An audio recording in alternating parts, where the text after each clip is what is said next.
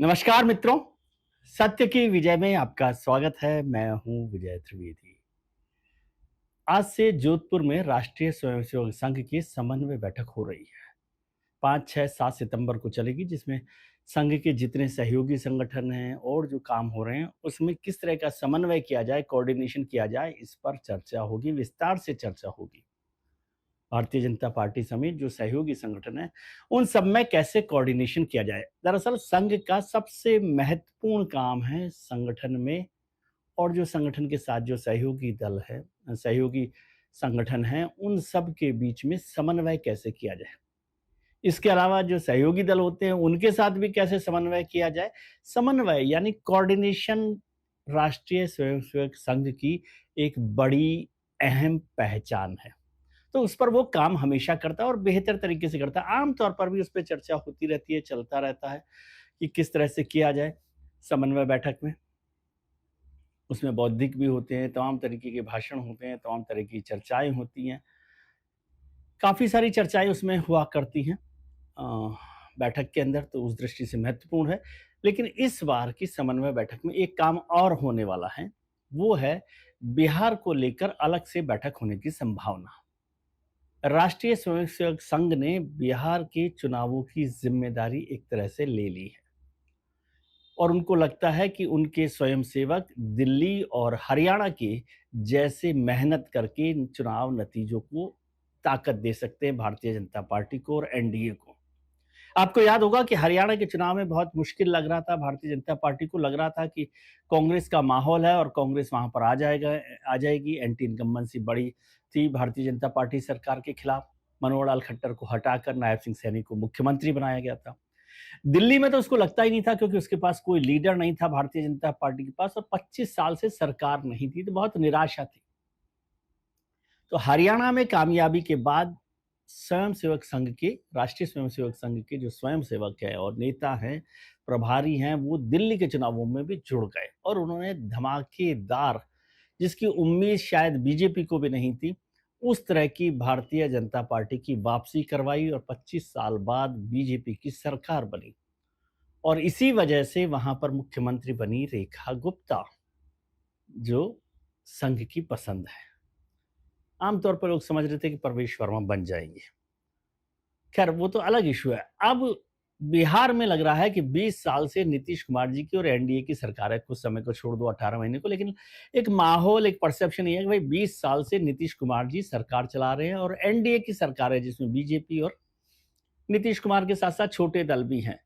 ज़ाहिर है 20 साल में एंटी इनकम्बेंसी होती है, लगातार बढ़ती जाती है, बहुत सारे काम हुए हैं। वैसे तो सुशासन को लेकर नीतीश कुमार जी की छवि अच्छी रही, महिला वोटर्स में भी बीजेपी की छवि अच्छी, नीतीश कुमार जी की छवि अच्छी रही, बीजेपी भी महिलाओं पर काम करती रही है।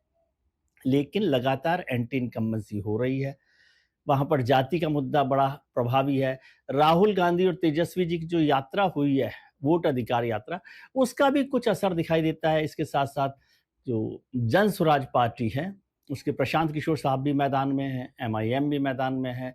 चिराग पासवान साहब का भी अभी मन थोड़ा इधर, थोड़ा उधर हो रहा है। हालाँकि एक बात बताऊँ मैं आपको कि जो अमित शाह साहब हैं, होम मिनिस्टर साहब, उन्होंने जब एक बार पिछले दिनों बैठक की थी भारतीय जनता पार्टी और सहयोगी दलों की, तो उन्होंने साफ-साफ कह दिया था कि किसी तरह का कोई कन्फ्यूजन इधर-उधर डिदरिंग नहीं होनी चाहिए।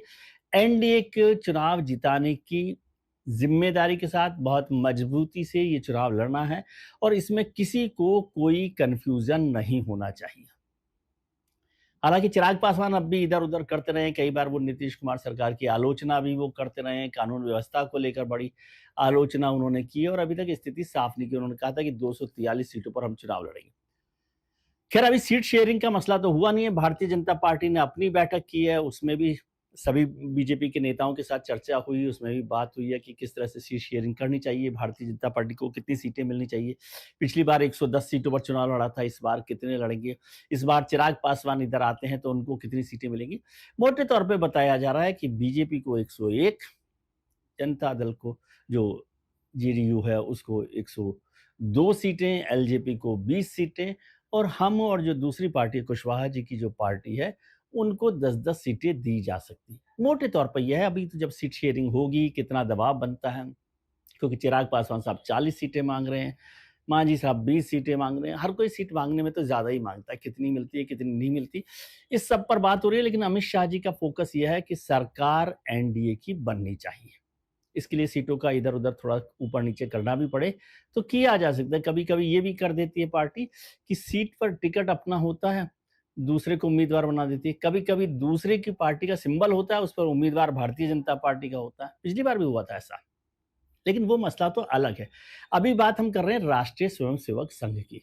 तो क्या राष्ट्रीय स्वयंसेवक संघ ने ये ज़िम्मेदारी ले ली है कि बिहार में वो 20 साल बाद एंटी इनकम्बेंसी के बाद भी एनडीए की सरकार बनाने को तैयार है और उसके लिए जुट गया है। बताया गया कि 15,000 से ज़्यादा स्वयंसेवक इस समय बिहार में फैले हुए हैं। उन्होंने एक स्तर पर मीटिंग की पूरी कर ली है। उन्होंने वोटर लिस्ट का काम पूरा कर लिया है कि अपने वोटर लिस्ट बना लो और उनके साथ मुलाकातें हो रही हैं। ये भी बताया गया कि 3 तरह के वोटर्स आइडेंटिफ़ाई किए गए। जैसे आमतौर पर करता है संघ ए, बी, सी बनाता है।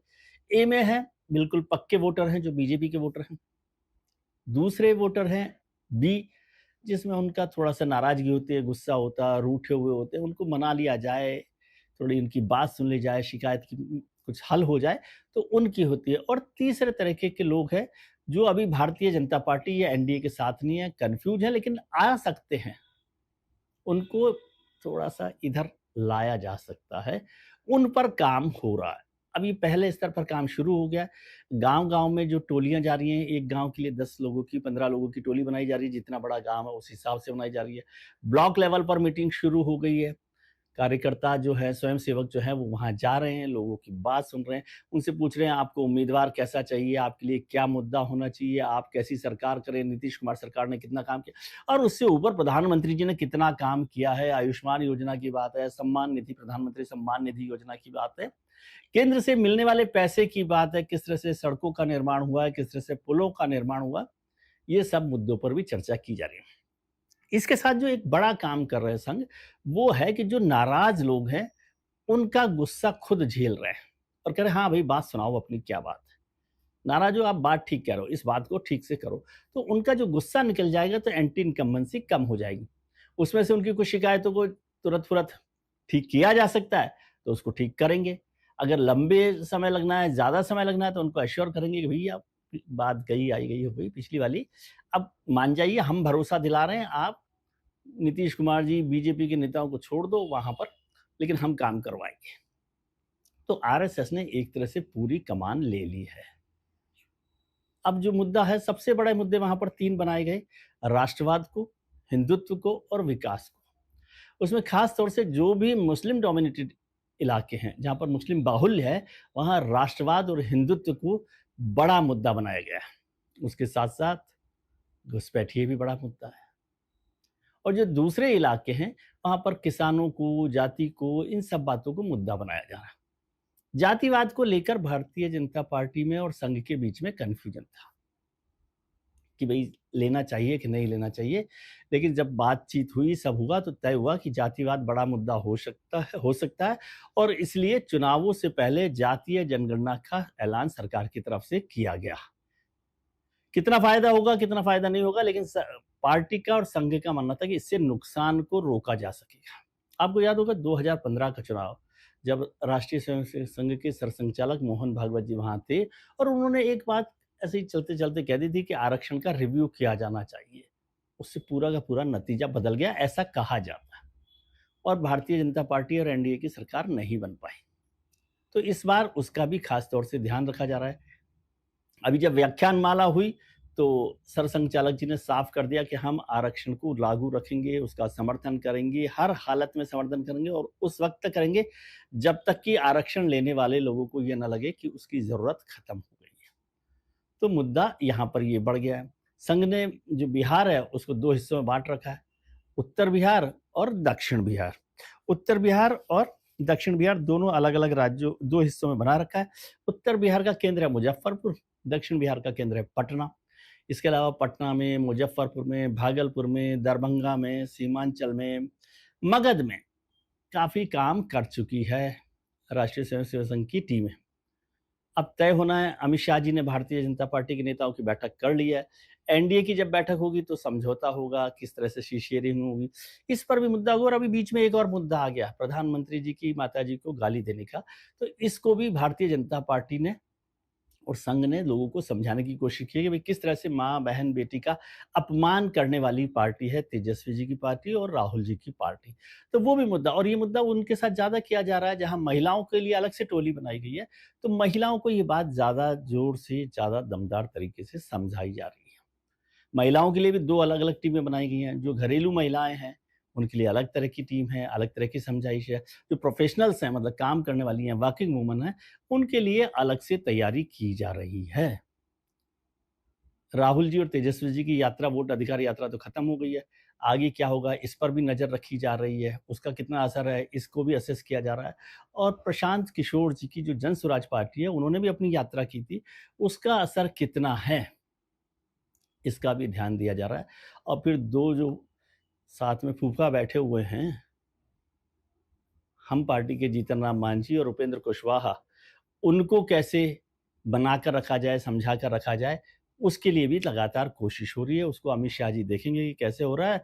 और जो हनुमान हैं, चिराग पासवान, बिहार फर्स्ट, बिहारी फर्स्ट, केंद्र से इस्तीफ़ा देकर, हालाँकि दिया नहीं उन्होंने इस्तीफ़ा, लेकिन वो भी अपनी कोशिश कर रहे हैं। तो क्या उनको कितनी सीटों पर राज़ी किया जा सकता है? वो कह रहे हैं मेरा पिछला लोकसभा चुनाव में 100% परफ़ॉर्मेंस थी, तो कम से कम 40 सीटें होनी चाहिए। बताया जा रहा है कि 20 सीटों के बीच में नेगोशिएशन किया जा रहा है, 20 से 25 सीटों में जो मिल जाए। उसमें मुश्किल ये है कि जो सीटें मिल रही हैं वो नीतीश कुमार जी के खिलाफ की सीटें हैं। तो ये भी एक बड़ा पेच है। इन सब पर चर्चा हो रही है, लेकिन इस आज के प्रोग्राम की खास बात है कि मोटे तौर पर आरएसएस ने बिहार का जिम्मा ले लिया है। और कैसे कार्य किया जाएगा, कैसे एग्जीक्यूशन किया जाएगा, ये जोधपुर की समन्वय बैठक में तय किया जाएगा कि वहाँ राष्ट्रीय स्वयंसेवक संघ की रणनीति क्या होगी। लेकिन बिहार उनके लिए बहुत महत्वपूर्ण है, क्योंकि बिहार का चुनाव यदि हारते हैं या नहीं जीत पाते तो पश्चिम बंगाल के लिए भी मुश्किल होगी, असम में जाने में भी थोड़ी-सी मुश्किल होगी। इसलिए इस चुनाव के साथ अगले साल 2026 में जो चुनाव हो रहे हैं, उनके लिए रास्ता तैयार किया जा रहा है। आज के लिए इतना ही। आप अपना ख्याल रखिए और उनका ख्याल रखिए जो आपका ख्याल रखते हैं। अपने मित्रों, परिजनों, रिश्तेदारों के साथ खुश रहिए, मस्त रहिए, व्यस्त रहिए, स्वस्थ रहिए। नमस्कार, आभार, प्रणाम, शुक्रिया।